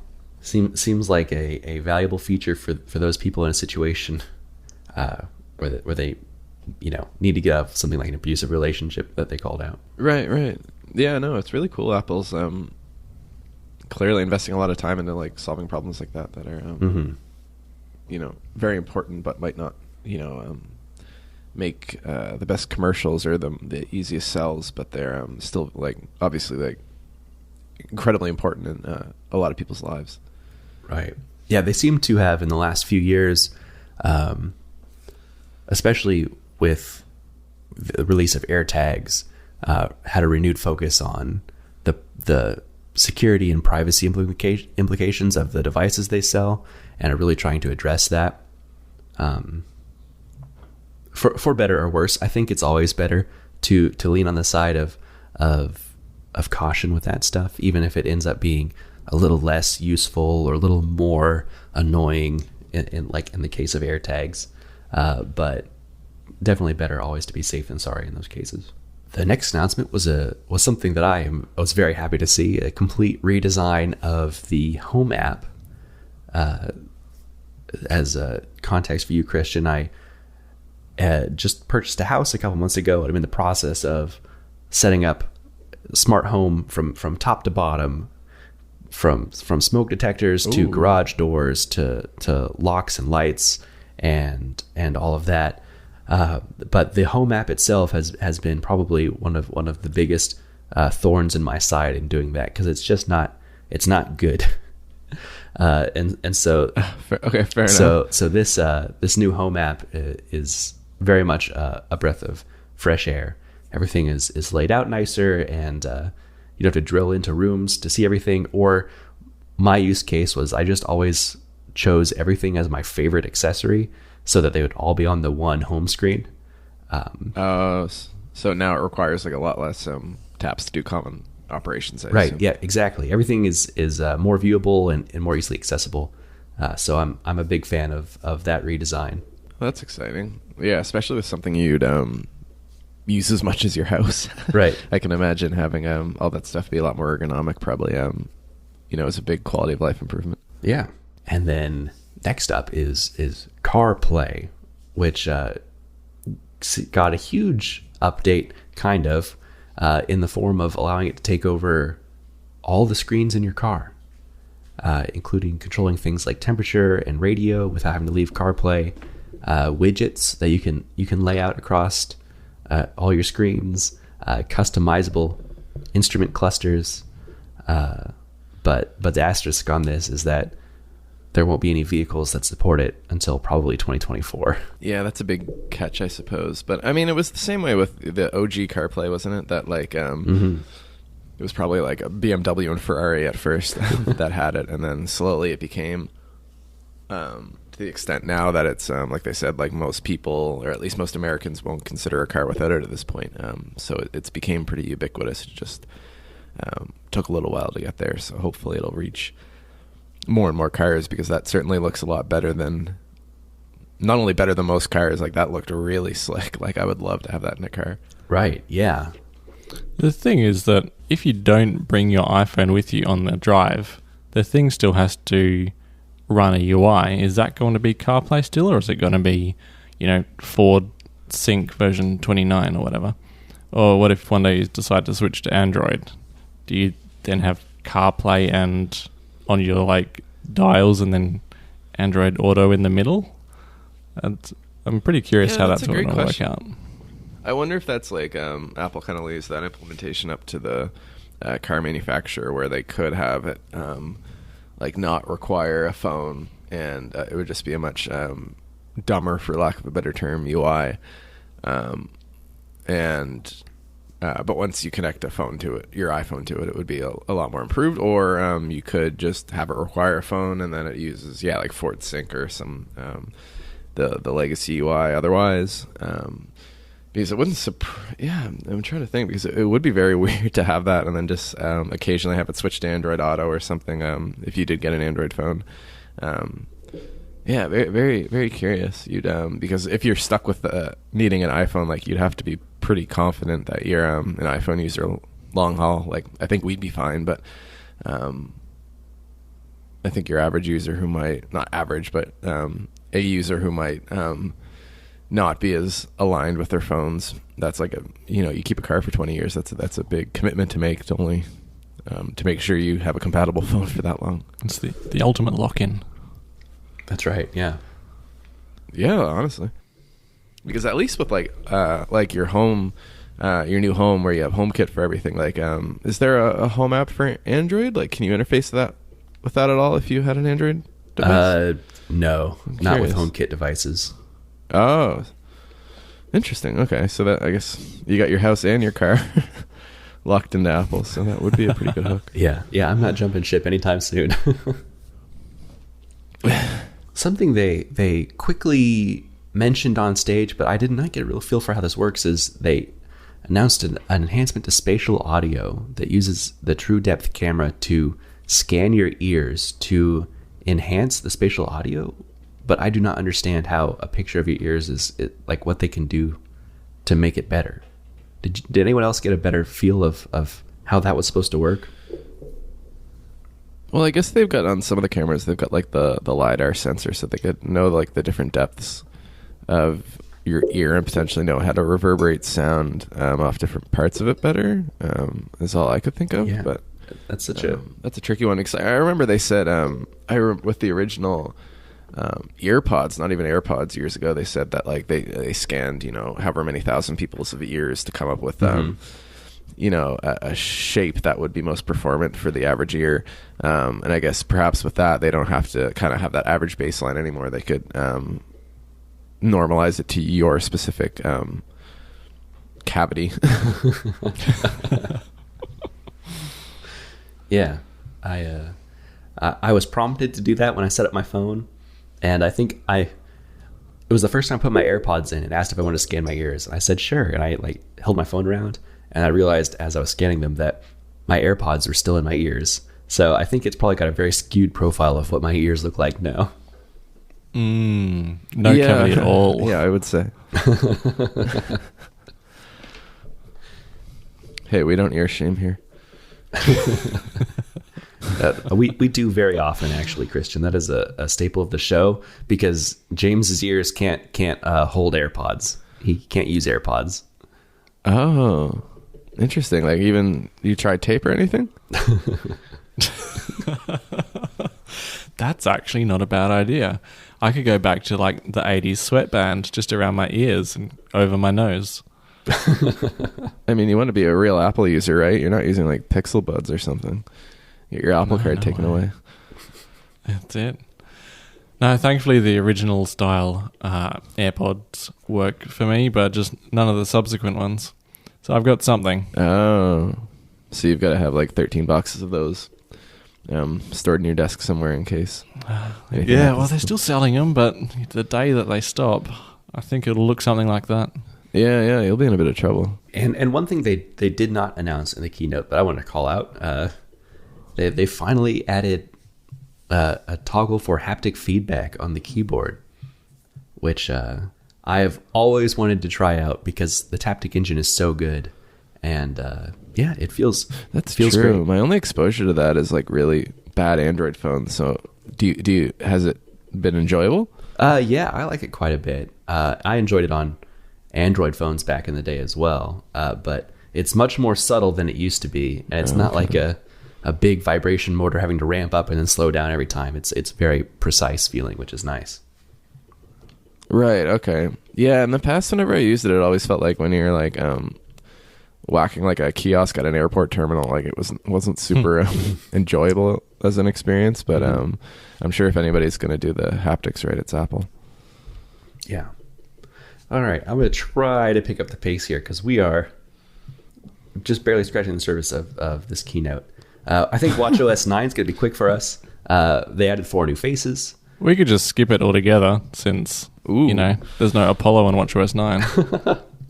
Well, that you know of. No. I'll just summarize all of the features here. There's 4 new watch faces, including a very goofy looking playtime one. They've brought the rich complications to more of the older faces. Notifications are moved to a banner. They've got a photo picker and share sheet APIs for the watch now. A couple workouts were added, including a multi-sport workout. The fitness app is now available for iPhone users who don't own an Apple Watch. Sleep app can track sleep stages. They've added AFib history tracking. And finally, there's a medications app added for logging when you need to take your medications. That all sounds pretty handy. Yeah. Small improvements. Fitness and health. Yeah, it seems like the health app over there is doing some like really cool stuff. Like it's so many of it is just like quality of life improvements for so many people that it must be like a really satisfying team to work on. Right. Yeah. Elephant in the room is that none of this is coming to watchOS to the Watch Series 3, which Apple still sells brand new. Oh, do they really? Mm-hmm. Oh, that's rough. They do indeed. Still on their website. Won't get any of these features. Well, I assume that's curious. I assume by the time iOS or watchOS 9 comes out that they'll like take that off the store, but at the same time they normally do that with a new watch release. Right. Yeah, I'm curious how they'll handle that. Yeah, it kind of blemishes their excellent track record of supporting devices for long after they've stopped being sold. Well, I can't imagine that many like people are still using such a watch. Like, can you imagine? Yeah, you'd have to be a fool. All right. Next up after watchOS, they unveiled the new M2 chip, which is manufactured on their second generation 5nm process with 20 billion transistors. That's 25% more than M1.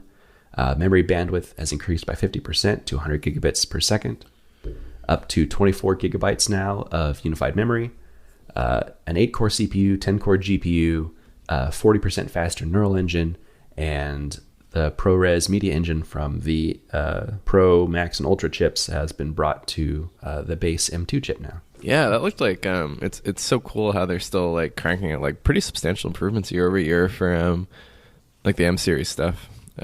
Because honestly, like I'm half tempted to pick up that MacBook Air just because like I love my 14-inch MacBook Pro, but like it's I had the 13-inch MacBook Air, like the previous generation M1 and it was phenomenal to use. It did everything I could throw at it, especially like the new MacBook Air, I assume, supports up to like 24 gigs of RAM, I would imagine. Yep, it does. Which, yeah, which that was like, I think my only limitation is I'd butt up against the RAM sometimes, but that looks super well done. So I think that would be like a killer machine for 90% of people. Yeah. And let's spell out the new Air.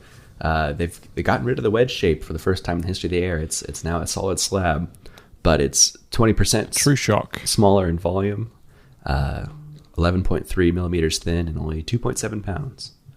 Comes in 4 colors, which is a surprise: silver, space gray, and then starlight and midnight. It's got a high impedance headphone jack. I thought you were going to let me say that one. All right, go ahead. That's a silly in joke, Christian.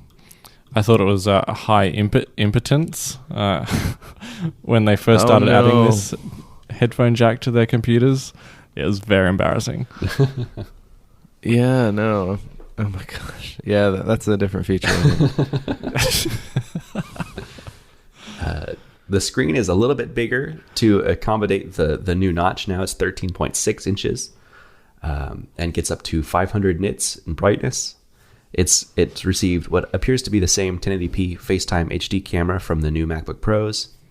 It's got a 3-mic array with a 4-speaker sound system, and the new redesigned keyboard with full height function row, and the same 18-hour battery life of the M1 MacBook Airs, with a $200 price increase. I mean, and especially like since they have the old model still around, it seems like a pretty darn good sell. The only curious thing for me was like the removal of the wedge shape, like you said. Like I'm sure this thing feels like incredible in person, but yeah, it was just such an iconic look that I'm half surprised to get rid of it. Yeah, it's just. But I guess it's so thin now that you can't really wedge it anymore, maybe. But do you guys miss the wedge at all? I think the 12-inch MacBook that they had for just a short time was still thinner than this. Right. So it's at least theoretically possible. But I'm very much a fan of this new design language they're rolling out. I think it looks great. No, I would agree. I like it seems like a very 2020 to 2030 design, like keeping things more rounded, or not rounded rather. When they first unveiled it, I thought this is going to feel bigger than the current Air. But as I've seen more and more product shots of it, I think it will feel smaller. But I'm just going to wait until I've got one in my hands.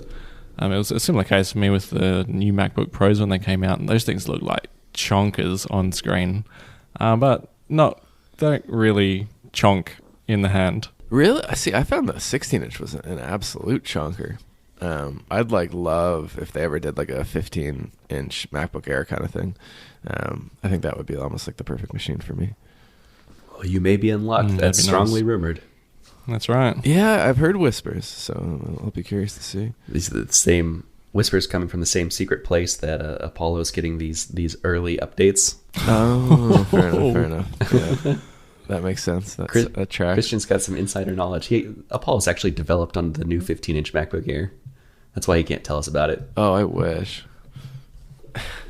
No, I'm third on the 14-inch Pro. I had the 16-inch for a while. It just felt... way too big for me. Right. I wish I had any inside detail, though. That would be pretty fancy. And then in kind of a shocking minute for me, the 13-inch MacBook Pro also gets M2. And that's about all they said about it. Yeah, I mean, if you really don't like enjoying life and want a touch bar, I mean, that's the machine for you. I am a big fan of the touch bar, and I have the M1 MacBook Pro with touch bar. Oh my God. Do like all three of you meet every week? Yeah, it's our self-help group. No, I joke. I don't think I'd mind the touch bar nearly as much if it was like additive rather than removing the function key row. Right. It drove me crazy for years, just like wanting to pause my music and having to look down all the time like a barbarian and tap glass. Mm-hmm. Yeah. Do you have like a touch typing memory of where the play pause is in the function row? That's something I never achieved. Oh yeah, 100%. Oh wow. Okay. Oh yeah. No, I can pretty much, I think, land just about any key. Well, I mean, even like I think I'm trying to think. Funnily enough, the computer that I have Discord on for this is a touch bar, but I'm pretty sure it's only like 3 or 4 from the right, so you could even just feel around that kind of half in the dark. Well, yeah. I mean, and on your keyboards, what? On a Colmac keyboard, the play pause is in the bottom left corner or something. Right, and then the resume buttons on the back side. Right. So it takes a little more. You've got to finagle it a little bit, but it's ergonomic. All right, and then they announced the new Mac OS to run on these new computers, Mac OS Ventura, which I am happy to say that the crack marketing team got a call out. James was pretty sure that was a dead joke at this point. We weren't going to hear about them. Come on, no, Craig's just used it so many times now. Like, it's not funny anymore, Craig. But I mean, it still makes me laugh. But Craig might be the one like putting it in. Yeah, maybe. Hey. I miss the calling out some of the funnier names. We don't get references to macOS Weed or anything in the keynotes anymore. That's true. That's fair. I guess they've maybe that joke has aged out a little bit. Maybe now because weed's legal in California now, isn't it? So maybe it's not quite as topical. Yeah, all right. It went mainstream. Yeah, exactly. It doesn't quite have the edge it had. First big announcement of macOS Ventura is Stage Manager, which is a new window management tool. Allows you to group inactive windows on the side of the screen and then quickly switch between them, which in the keynote looked not especially useful, and just like your windows were basically minimizing to a different place. But since installing the beta, I have left it on, and I actually really enjoy it. I think it works really well with my workflows, at least specifically. Oh, okay. So one of those things where you kind of just gotta turn it on and see how cool it is. Yeah, exactly. I'm not one of the people that goes full screen very often, at least in my casual use. Same. So managing a bunch of tiny windows is much easier when they just all slide off to the side of the screen. I like it quite a bit, actually. Yeah, that makes sense to me. And I don't go full screen too often either. I like keeping everything like moved around the screen and kind of like positioned with like. But I mostly use like keyboard shortcuts for all of that. So I'm curious like if I'll use this too much. But it kind of looks like it kind of like democratizes it for your average person, where that's maybe a little complex for your average person, maybe. What's your keyboard shortcut? Are you Command Tabber or Command H-er? Oh, you're gonna mock me here too, but I have it set. It was like a blog post I read years ago by Brett Terpstra, I believe his name is, in turning the caps lock key a little more useful. So I have I don't use caps lock that often, but it's like in such a prime location on the keyboard that he wrote an article on how to kind of transform it into like a supercharged Command Tab, where like I have it so like if I hit in the same way you'd hit like Command S, if I hit caps lock S, it opens Safari. If I hit caps lock X, it opens Xcode. So you can really quickly just like with 2 finger taps go to any app on your computer really quickly. Oh, wow. So I do that for most things, and then I just have like caps lock, left, right, up, down will move windows around and position them. So it's kind of, it's pretty nice that way. I don't have to like hit Command Tab and go over, 7 to try to remember where X code was. I can just hit caps lock X and then caps lock X again, and it'll hide it. So it's pretty handy that way. Like I really like it. And then it's set so if you hit caps lock once without a second, like if you just hit caps lock and release instead of caps lock S, it'll activate like as an escape key. So for so long when the touch bar took away my escape key, I really wasn't hurting too much because I'd never had to reach up all the way there anyway. I will make fun of you for that. My keyboard is not supercharged like that, but I do remap my caps lock key just to command for easier access. It's such a prime location for things that it's almost wasted on caps lock. Right. Yeah. The only thing that bothers me is I can't change what the key says, and I really hate that it says caps lock still. You wouldn't like Colmac then. Yeah, like none of my keys are accurate. But it makes it funny when someone tries to use the keyboard. Right. All right. Next update was to Spotlight. You can now quick look results in Spotlight, which is not something I've ever tried to do, but I would have just guessed that was already possible. So I was surprised to hear that was a new feature. Yeah, same with me. Like I use Alfred for everything instead of Spotlight, and you've been able to use that for years. You can search photos for the content of the photo or text in the photos right there from Spotlight. And you can do quick actions in Spotlight, like you can start a timer right there. And then they've got... That's pretty handy. Yeah. Some more rich results for things like sports or movies or businesses or actors, I think was another example. Good to get a little love there. The Mail app also seems to have got quite a bit of love this year. They've got an undo send, which seems to only work for like 15 seconds or something. So if you immediately regret sending an email, you can quickly take it back. My Mail app I use on macOS, MimeStream, has that feature, and it's one of those things that it's kind of like a dummy feature in that it's not built into the email protocol. It just doesn't send it for 15 seconds, and then if you hit undo, it just still doesn't send it. Right. Whereas if you wait the 15 seconds, it will. So it's not like super intelligent, but I'm amazed at how handy it is. Like there's just some, caveman part of my brain that when I send the email, that's when my brain realizes there's something else I should have said. So the amount of times I'll hit cancel and then just add that thing that my brain just got that adrenaline kick to realize that I can add it in there is very handy. You also have the ability to schedule sending an email, which makes... I'm sure there's use cases this makes sense, but email is such an asynchronous communication method. I don't understand why you would need to schedule it versus just send and wait for them to respond when they've got time.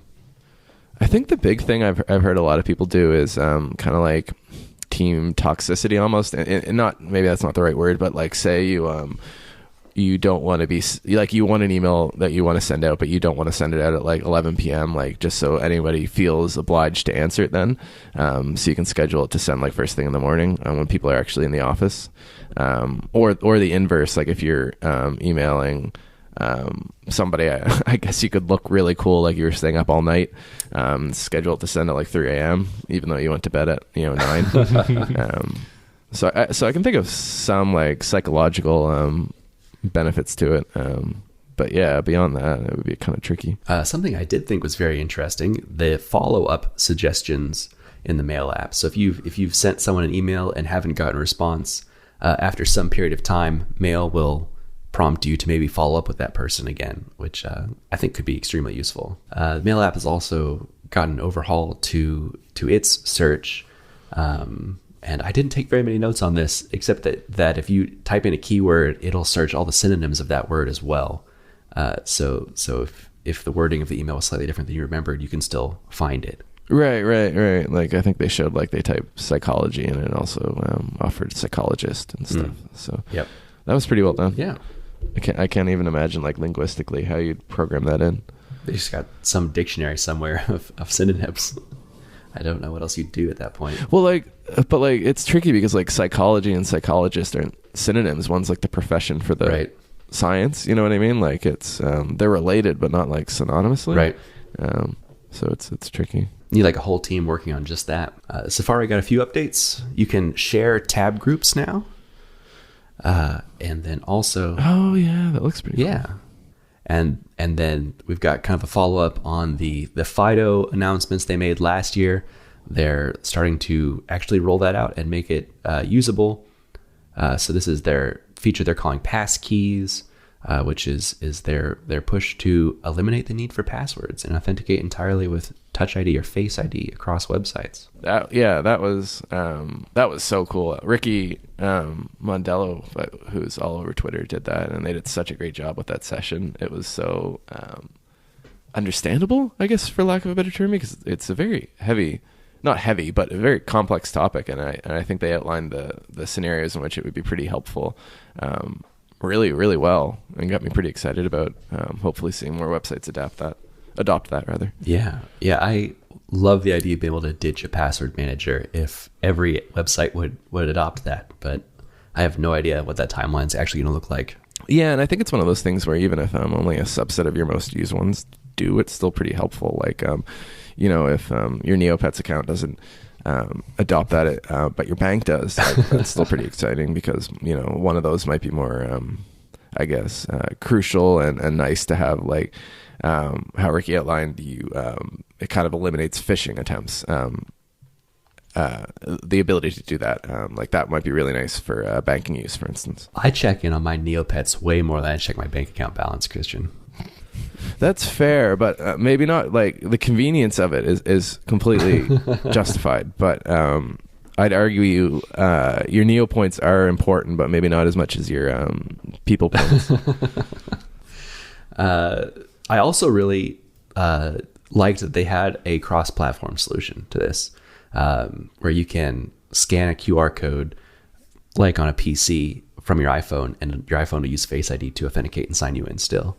I'm glad there was some solution for that. Yeah, well, I suppose that's kind of the nice part about working with the FIDO Alliance and everything. Like, when you have an open standard like that, it kind of necessitates cooperation with other platforms for the feature to take off properly. They made a dive into gaming, which is kind of par for the course for Apple. Every few years they call out gaming like it's a big thing, and then we don't hear about it for another few years, and their platforms seem to remain left behind, unfortunately, by the industry. But they did announce Metal 3, which has something called Metal FX upscaling, and a fast resource loading API. And to show that off, they showed that No Man's Sky and the new Resident Evil Village are coming to the Mac. Yeah, that looked really fancy. Unfortunately, I've never played either of those games, but I've heard great things. So it's so cool that they've got those introduced. I just, like you said, I wonder what it'll take to get other studios on board, whether it's just throwing heaps of money at them or what, because the Mac has such capable silicon now that it would be really exciting to see these AAA games come to the platform and run as well as they clearly can. Right. It's a bit of a chicken and egg situation, because gamers don't own Macs, and so even if they paid these studios to make all these games, there wouldn't be anyone to buy and play them. But it's gonna take these studios to get gamers to buy Macs. So it's what do you do? Well, I feel like at the same time, a lot of I know a lot of gamers who also have a Mac, and I feel like they would play, they maybe have a PC for gaming, but also have a Mac for their more regular computer use. And I feel like they'd be pretty happy to be able to isolate that to one machine, for instance. Right. Or just kids in college who have a MacBook with this incredibly capable silicon that could play their games but just doesn't.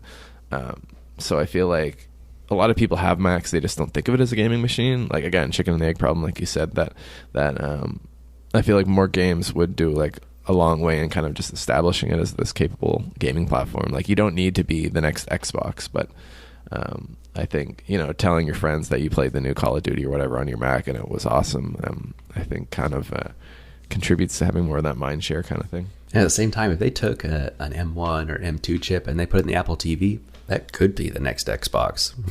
If they really invested in that and got a lot of gaming companies to develop for it. Oh, for sure. Those chips are insane. Yeah.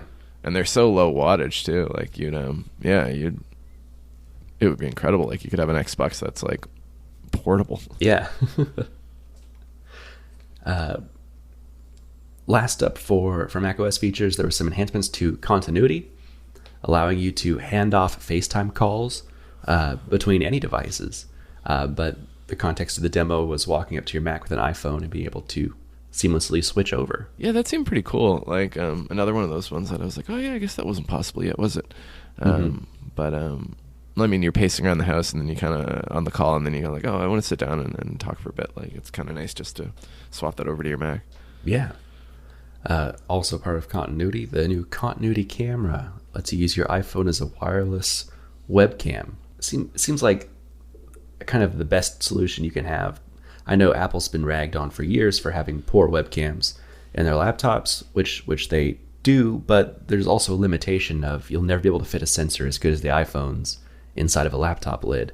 So being able to use your iPhone is going to be better than even the best laptop webcam they could put in there. Right, exactly. And there's been that really cool app, Camo by Reincubate for years.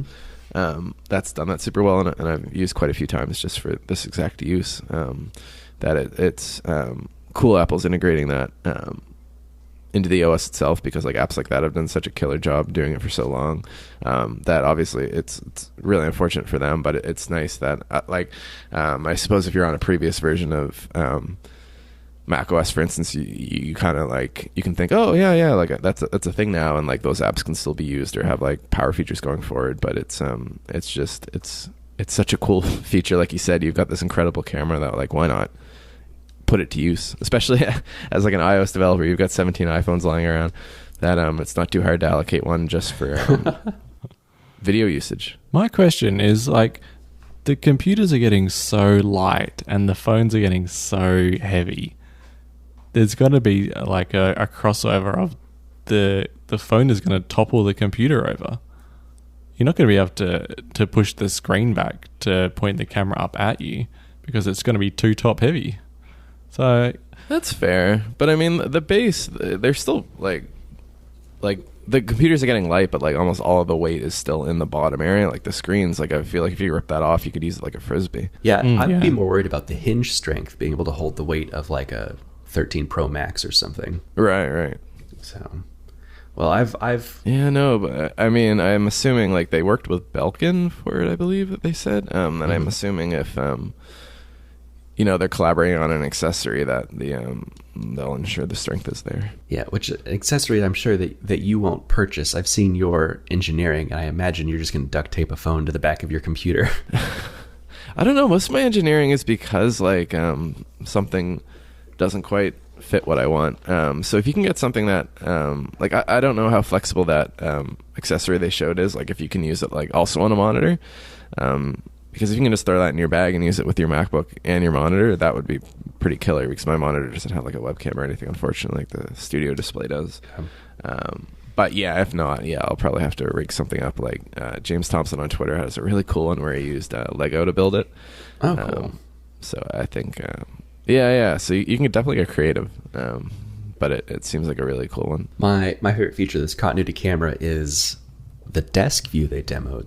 Uses your ultra wide camera to show a view of your desk as well as yourself, and I can't imagine the amount of computation that has to go into like undistorting that image to make it look as good as it did in the demo. Yeah, that was incredible. Like that demo looked nuts. Yeah, I'm anxious to try that one out. I don't believe it's in the latest beta. I haven't been able to get it to work, at least on my Mac. Oh, that's unfortunate. So, and then something that was called out as just one of those text on a slide things that was never actually said out loud is they've added live captions to FaceTime calls, which is an awesome accessibility feature. Yeah, that was really cool. That's another one where like one of the Apple Design Award nominees by Jordi Bruin, he had an app called Navi that did a similar thing to that, but even took it like a step further, and I think it would translate the incoming text. So it was really cool. Like you could talk to somebody if you would speak Italian, they speak Mandarin. Not only would it caption it, but it would translate it too. So there's some like like FaceTime's like a place where like obviously a lot of people communicate, so it's always cool to see them doing like some things to make that obviously easier. Right. And that wraps up macOS. That gets us into iPad OS 16, which tentpole for me, the iPad finally got a weather app. Only took 12 years. Right. Yeah. So I can only I haven't had a chance to use it yet, but have you? Does it live up to the 12-year hype? It is quite good. I think especially it uses heavily those new Swift UI charts to nice. to forecast weather, and it's very very much improved. Like my biggest gripe with the stock weather app has always been I can only get an hourly view for like the next 12 hours. But that is no longer the case. You can get it for, I think, almost the whole week. So if I see it's supposed to rain tomorrow, that could mean it's supposed to rain at 1 a.m. that night, or, not helpful. So it's good to see when it's supposed to rain that next day now. Yeah. Yeah, and that way you can plan around it a little bit more. Right. Also part of that, I think we're starting to see some real fruit of that dark sky acquisition, WeatherKit, which allows third-party applications to build that weather data right into their apps. Yeah, that looked really cool, actually. I was kind of surprised they did that. Because when they acquired Dark Sky, I assumed it was to kind of have that technology in-house. Mm-hmm. But it's kind of cool that they did both. They're presumably using it for the weather app, obviously, but they're also kind of spreading that love with developers, which is always really nice to see. My understanding is that the cost to use WeatherKit is significantly cheaper than even Dark Sky's APIs were, which is great. Yeah, I can only imagine. Like, I think you get $500,000 a month free, which I imagine is a lot for most apps out there. Yeah, for people that aren't Apollo, it's a lot. but even thankfully, it looks like the scaled up costs are pretty reasonable. It looks very well done. Yeah, waiting on weather integration into Apollo now. You can add that to your list. Yeah, I'll have to see what that would look like. Just like a little weather app tab at the bottom. There you go. They also use iPad OS as a chance to highlight some of their new collaboration features, which basically looks like the collaboration they've had in iWork for a while, but moved out to the system level now and available for third parties via an API. So you can invoke this via the share sheet and invite people to collaborate with you on a document instead of just sharing a copy of the document with them. Yeah, which I assume during the pandemic especially has been like a really big feature. I bet even Apple internally has used. Like, it wouldn't surprise me if that's even one of those like things where they're like, oh, we really need this, we should build something, and they're like, oh, it's so good, then why don't we just make this a thing for everyone? Right. Yeah. I think something that definitely highlighted that is the Freeform app that they gave us a sneak peek of, which is just another infinite whiteboard app, which seems like a bunch of those have sprung up in the last couple years. But I'm excited to see what Apple's take on one of those is going to look like. Yeah, I'm sure they'll bring that Apple charm to, like what you said, already has quite a few competitors. But it's always nice for the competitors, I assume, because then you have you kind of, this concept of as a feature becomes more mainstream. So if people use that and then there's something that they don't quite like about it, they probably start looking around and then hopefully discover a new app like yours that does something a little better. Right. They took another moment to highlight gaming. iOS and iPadOS are bringing Joy-Con and Nintendo Switch Pro Controller support. Again, Metal 3 is coming to the iPad, and they highlighted Game Center, which is something I haven't heard about in so many years now.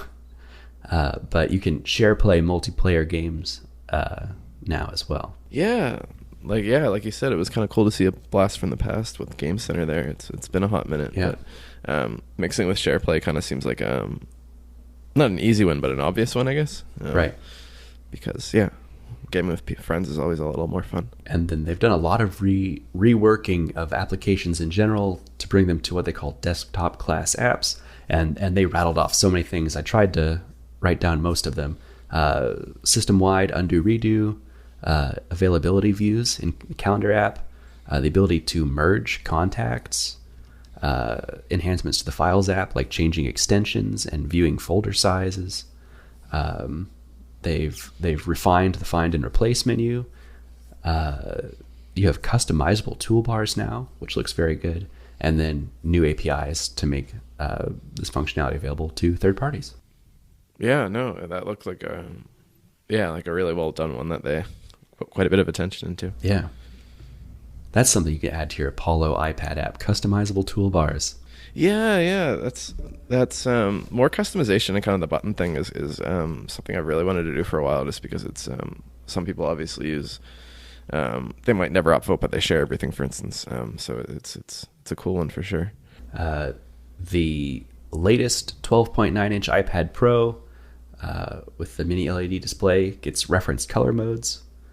And then we had a whole list of features just for the M1 iPads, including display scaling, virtual memory swap, and Stage Manager. Yeah, like every one of those sounded really cool. Like swap's one of those things that sounds like super cool for me, just because it virtually gives you like I think if it's similar to macOS, twice as much RAM as you had to play with before. And it gives you all those cool things like Stage Manager and whatnot that are, super exciting to play around with, because it's kind of like the first windowing model revolution that the iPads had that I can remember. Right, yeah. That combined with its external display support, it's going to make the iPad a very powerful computer replacement, I think. Oh, for sure. So, and it allows you to have up to 4 active apps per screen. So if you have an external display plugged in, you can have 8 apps running at once in the Stage Manager. Yeah, and I assume it's like the other M1 machines where there's the limitation around only one display at a time. So I assume you can't daisy chain a bunch of monitors and get like 15, 16 things up at once. Yeah, I imagine not. As cool as that would be. Yeah, and that's it. We made it through the whole keynote. Oh my gosh, we did pretty well. Not bad. I mean, it was a pretty jam-packed keynote. It was a big keynote. Coming away from it a week ago, it felt a little underwhelming to me, but I went back and I rewatched it last night to put these notes together for the show, and I was surprised how long the list ended up being. There's actually a lot here. Oh yeah, and like there's lots of like little, even like for developers, like tons of improvements, things like SwiftUI that like I was super stoked to see, because that'll make just like my day-to-day app building so much more enjoyable. So it seems like they did like just a ton of like small thing, not small, but like smaller things compared to maybe like previous years where they had like massive tentpole features, but they did a bunch of like real small things that in aggregate add up to like just a really polished, nice release for developers and users. Right. What is your split on SwiftUI and everything else at the moment? So up until recently, Apollo's supported all the way back to iOS 12. So even like for features, I wouldn't even be able to use SwiftUI because it was iOS 13 only. But those 2 iOS versions dropped so low that I could finally drop them. So the most recent update I actually included like almost all the UI was SwiftUI. So that's something I'm excited to do more and more with going forward. Like it's at least I won't be able to drop iOS 15 for a while, so I'll be caught with a lot of limitations there. And there's still, even with iOS 16, quite a few. So I don't think I can go quite all in on SwiftUI, but there's a lot of great things and it's so fast and fun to build with that I do legitimately try to use it wherever I can. Well, this very unique experience for me of recording the podcast in my morning. I am butting up against my work schedule, so I'm gonna have to say thank you so much for joining us, Christian. It's been great having you. It's always a pleasure having you on the show. Oh, very much likewise. It's a nice yearly tradition to be able to talk to you folks and really hash out. You always teach me a thing or two that I didn't quite catch in the keynote with your keen eyes. Yeah, thanks for your time. Yeah. No, pleasure's genuinely mine. All right, I'm Jellywoot on Reddit and Twitter. I'm James VDM on Reddit and Twitter. I guess I'm inconsistent on Reddit and Twitter, where I am that is on Reddit, and Christian Selig on Twitter. And you can find the show notes at reddit.com/r/the Blue Bubble Pod. And I guess that's something we didn't warn you about, Christian. We changed the show name since the last time you were on. I caught that. Yeah, I think, to be honest, I think I saw that on one of your Twitters, so it wasn't too much of a surprise. But okay. Congratulations on the name change. That's exciting. Thanks. Yeah, it seems to have gone pretty smoothly. So we're no longer pigeonholed to just discussing Reddit topics, which worked out better for us, we think. Yeah, no, the less limiting, the better, I would say. Yeah. All right. Well, I actually do have to go to a meeting, so thanks. All good. I should probably get to work too. Yeah. All right. Thanks again, Christian. But it's been a pleasure. Yeah. Yeah, and good luck at work, and it's been great talking to you both.